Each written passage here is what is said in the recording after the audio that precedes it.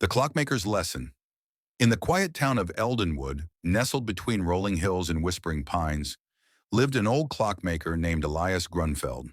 His small shop, Tick and Tock Wonders, was crammed with ancient timepieces, wall clocks, pocket watches, cuckoo clocks, even hourglasses.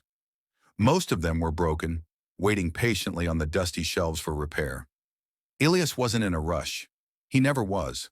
Elias was a peculiar man. He spoke little, worked slowly, and often stared at his grandfather clock as though it whispered secrets only he could hear.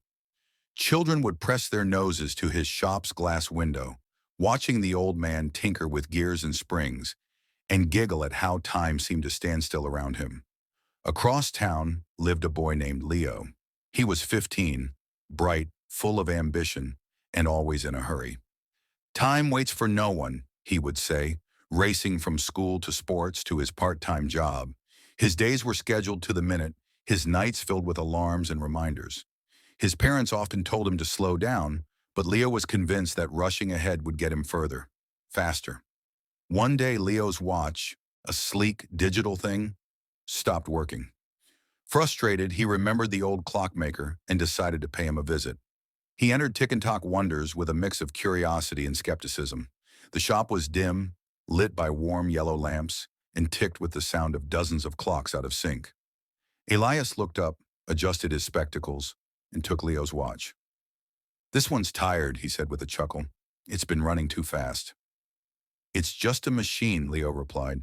"It's supposed to be fast." Elias smiled. "And yet, even machines wear out when they race time." Leo expected Elias to fix the watch in a few minutes. Instead, the old man asked him to return the next day. "I need time to fix time," he said mysteriously. Intrigued, Leo returned the next day and the next. Each visit, Elias shared a story from his youth, how he once missed his father's last words because he had been too busy fixing a clock. How he had loved a woman once, but let her slip away chasing deadlines and orders. "You see, Leo," Elias said, polishing a golden pocket watch, "I learned too late that time isn't something to conquer. It's something to respect." Leo began to slow down. He lingered longer in the shop, asking questions about pendulums, springs, and the delicate dance of gears. Elias taught him that even a 1-second delay could throw a clock's rhythm out of balance. Over weeks, something shifted in Leo. He started waking early to sit with his grandfather, listening to stories he once ignored. He spent quiet evenings helping his little sister with her homework instead of rushing to scroll through his phone. For the first time, he didn't feel like he was falling behind. He felt present. One morning, Leo arrived at the shop and found it locked. A sign read, "Gone where time no longer ticks. Thank you." Elias had passed away peacefully in his sleep. His own watch stopped at 3:33 a.m. Leo stood in the silence, holding the watch Elias had repaired, now ticking slowly, steadily like a heartbeat.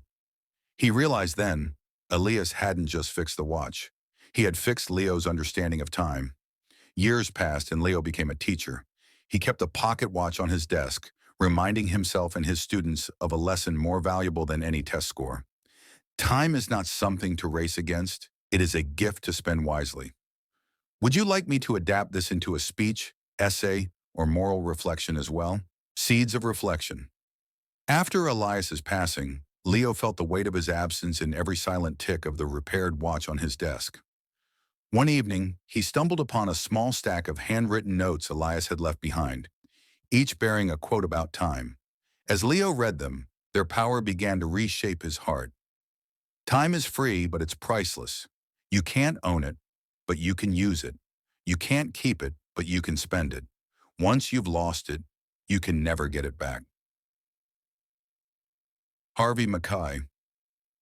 Lost time is never found again. Benjamin Franklin. These words echoed Elias's life's lesson. Time is a gift. Once gone, it's gone forever. Chapter 3, Moments That Matter inspired, Leo committed to honor Elias by living intentionally. Quality over quantity. He learned from Lord Chesterfield's advice. Better 3 hours too soon than a minute too late, and began arriving early wherever he went, ready to be present. Investing time wisely, remembering Stephen Covey's insight, The key is in not spending time, but investing it. Leo chose his daily efforts with thought, creativity over binge watching, genuine connections over idle scrolling, cherishing relationships. As William Penn said, time is what we want most, but what we use worst. Leo set aside one evening a week for family dinners, one afternoon for old friends. Small yet powerful acts. Chapter 4, A Teacher's Legacy. In his classroom, Leo pinned the repaired pocket watch beneath the words, "Your time is limited, so don't waste it living someone else's life." Steve Jobs. He shared Elias's story with students, how one man's slow, thoughtful approach taught a young heart to treasure time.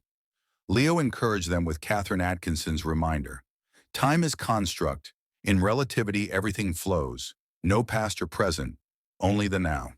He urged them to treat each moment as opportunity to learn, create, connect. Chapter 5. Full Circle. Years later, at Leo's own workshop, two teenagers with broken gadgets hesitantly peered inside. With a gentle smile, Leo welcomed them in. He repaired more than devices. He nurtured their understanding that time is the currency of life, and how you spend it shapes your world. He passed on Elias's watch and his notes, now weathered but vibrant with truth. Time is priceless. Invest it thoughtfully. Share it generously. And the cycle continued, ticking forward, carrying the value of time to every generation it touched. Would you like to explore this further? Perhaps adapt it into a motivational essay, a speech for students, or a reflective diary entry?